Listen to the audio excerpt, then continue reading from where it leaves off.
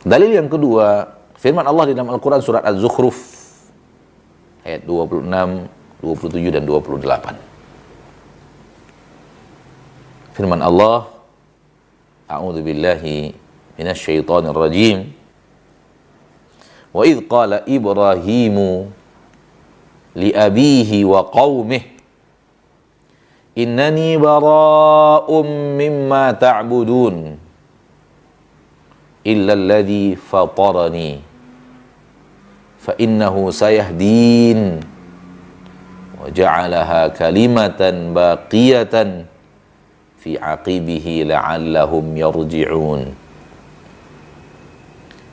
Dan ingatlah ketika Ibrahim berkata kepada ayahnya dan berkata kepada kaumnya, dan perkataan Nabi Ibrahim perkataan tauhid, dan Nabi Ibrahim adalah imamul muwahhidin, imamnya orang-orang yang bertauhid.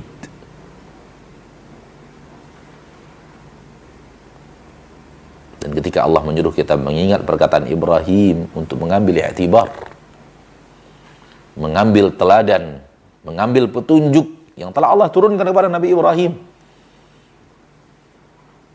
fabihudahu muqtadih, ikuti petunjuk yang telah Allah berikan kepada mereka. Yang petunjuk itu pun kembali didakwahkan oleh Nabi kita tercinta Muhammad sallallahu alaihi wasallam.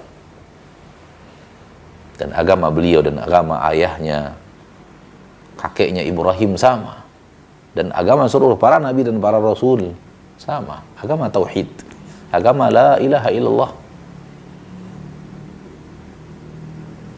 Mari kita lihat. Wa idz qala Ibrahimu li abihi. Dan ingatlah tatkala Ibrahim berkata kepada ayahnya ketika menyuarakan tauhid, wa qaumi, tidak hanya kepada ayahnya, kepada kaumnya. Dia ikrarkan tauhid. Apa itu? Innani bara'um mimma ta'budun. Sesungguhnya aku berlepas diri dari seluruh yang kalian ibadati.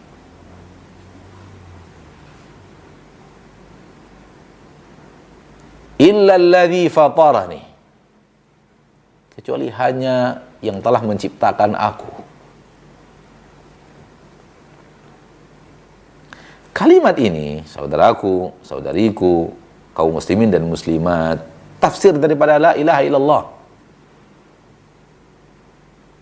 Tafsir daripada syahadat la ilaha illallah. Berlepas diri dari seluruh yang diibadati selain Allah. Ini makna la ilaha. Beribadah hanya kepada Allah. Ini makna illallahu. Lihat apa yang dikatakan Nabi Ibrahim. Aku berlepas diri dari seluruh yang lain ibadati. Makna la ilaha. Kecuali hanya ibadahku hanya kepada yang menciptakanku saja. Makna illallahu.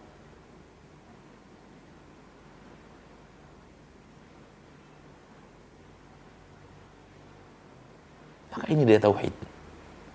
Agama Nabi Ibrahim agama tauhid, yaitu agama berlepas diri daripada ibadah kepada selain Allah. Dengan perbuatan kita, dengan lisan kita, kita ikrarkan. Dan amalan kita sehari-hari berlepas diri dari seluruh yang diibadati selain Allah. Kemudian kita hanya beribadah hanya kepada Allah.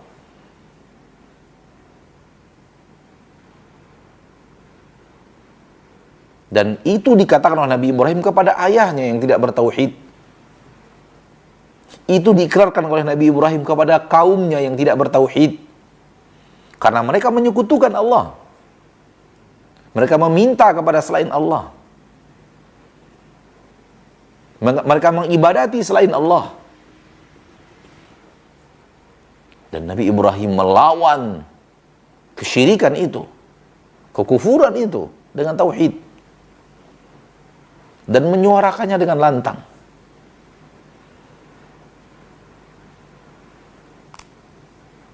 Sehingga Allah tabaraka wa ta'ala menyuruh kita untuk mengambil petunjuk daripada Nabi Ibrahim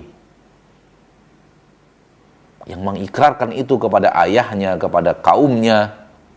Dan itu bukan pekerjaan gampang, saudaraku. Apalagi di tengah orang-orang yang mayoritas adalah orang yang beribadah kepada selain Allah. Namun yang ingin kita sampaikan bahwa inilah dia agama Nabi Ibrahim, agama tauhid. Inilah dia makna daripada tauhid, tafsir daripada tauhid. Apa yang dikatakan oleh Nabi Ibrahim kepada kaumnya, aku berlepas diri dari seluruh yang kalian ibadati. Aku hanya beribadah kepada Allah satu-satunya yang menciptakan diriku.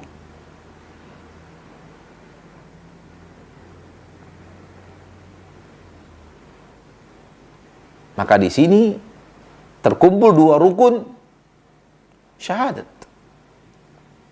Yang pertama, berlepas diri daripada seluruh yang diibadati selain Allah. Yang kedua, beribadah hanya kepada Allah.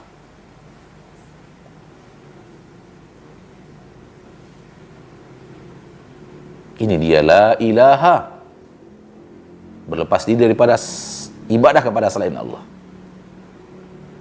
Dan jangan beribadah kepada selain Allah. Yakini itu, fahami itu, berilmu tentang itu. Ucapkan itu kepada siapapun yang kita dakwahi. Amalkan dalam kehidupan sehari-hari. Dan kalau bertemu dengan orang yang beribadah kepada selain Allah, ingkari. Nyatakan bahwa ini tidak benar, ini salah. Ini menyalahi la ilaha illallah yang kita ikrarkan dengan lisan kita, kita yakini kebenarannya. Namun sebahagian kita tidak mengerti maknanya dan tafsirnya, sehingga terjadi pelanggaran.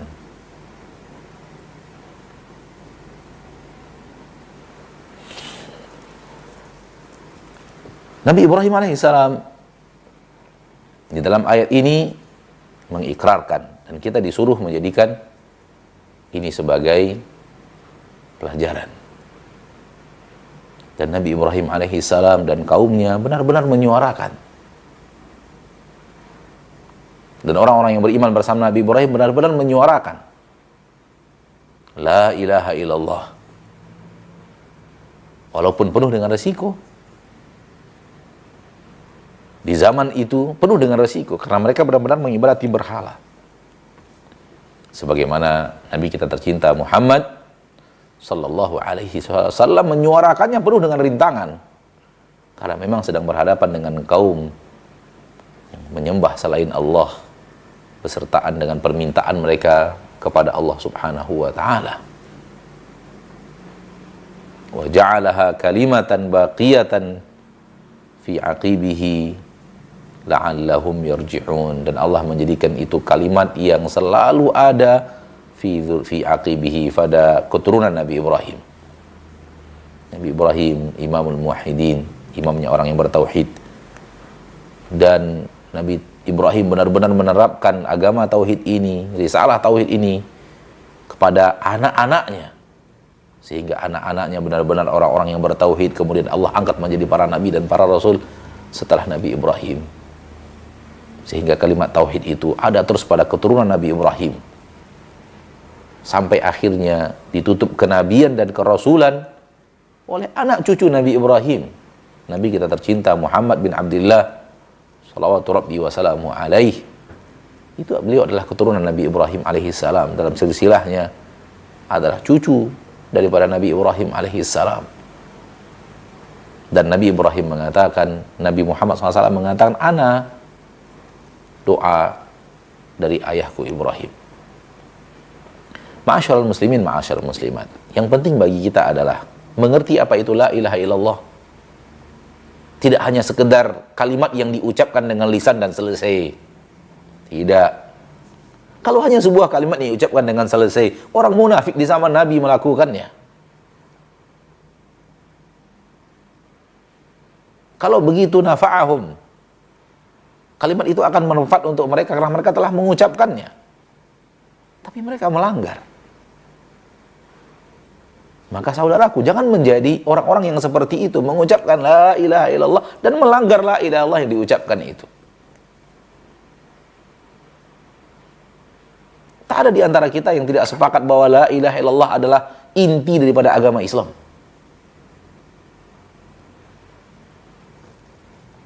Tak ada di antara kita yang tidak menyepakati bahwa la ilaha illallah pemisah mana yang muslim, mana yang tidak muslim. Mana yang mukmin, mana yang tidak mukmin. Kalau begini la ilaha illallah, apakah dia hanya sekedar sebuah ucapan kalimat dan selesai? Alangkah rendahnya la ilaha illallah bagi orang yang mengira hanya cukup dengan ucapan dan selesai. Tapi tidak cukup dengan ucapan. Harus sehari-hari diamalkan. Sampai akhir hayat. Berdoa la ilaha illallah. Salat la ilaha illallah. Minta perlindungan la ilaha illallah. Berdakwah la ilaha illallah. Sakit minta kesembuhan la ilaha illallah. Minta agar tanaman kita disuburkan la ilaha illallah. Minta agar wabah diangkat la ilaha illallah, hanya kepada Allah, tidak akan ada kepada selain Allah. Seperti itu terus. Bahkan jauh lebih daripada itu. Berjalan la ilaha illallah untuk ibadah kepada Allah. Berbicara la ilaha illallah. Senyum la ilaha illallah. Tidur bersama tauhid